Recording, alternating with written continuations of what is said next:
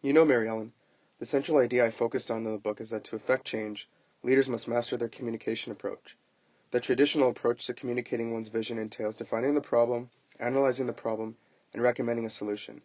Throughout my time at the World Bank, however, I realized that storytelling was a powerful tool to use in inspiring others to follow my vision. It really boils down to four key steps: get attention, stimulate desire, reinforce with reason, and continue the conversation. Well, Mary Ellen, you don't have to be an exceptional person to exercise leadership and mobilize a following. I believe anyone has the potential to master their communication approach and storytelling ability with the right tools and a little bit of practice.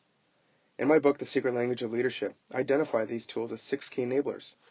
They are articulating a clear and inspiring change idea, committing to that idea, understanding your audience, using narrative intelligence, being truthful in your stories, and developing body language.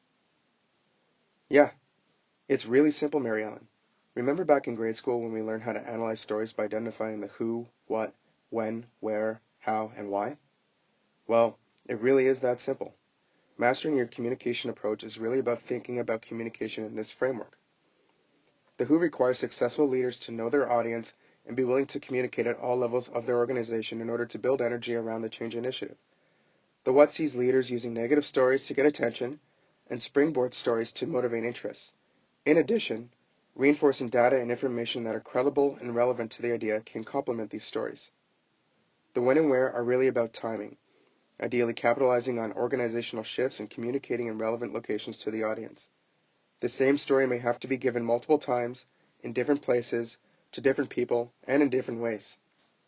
The how aspect requires that the leaders use narrative intelligence and always be truthful and authentic as they craft and shape their stories. And finally, the why aspect anchors it all together. You need to be committed to your goal and demonstrate that not only is the proposed change good for the company, but that the change is good for its own sake and not merely individual self-interest.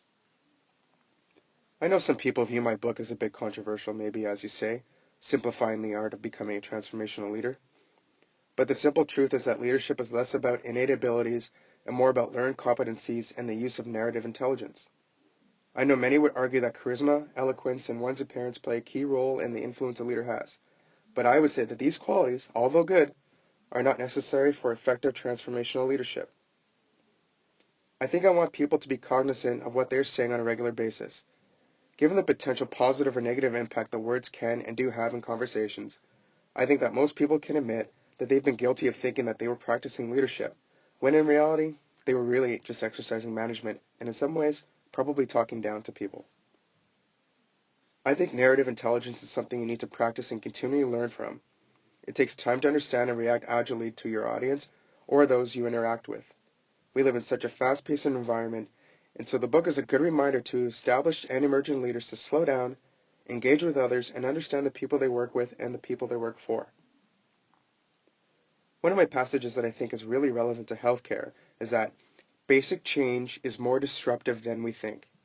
In the Canadian healthcare environment, or at least what I know of it, you are constantly looking to make things more efficient, less resource intensive, and aligned with the political agenda of the governing party.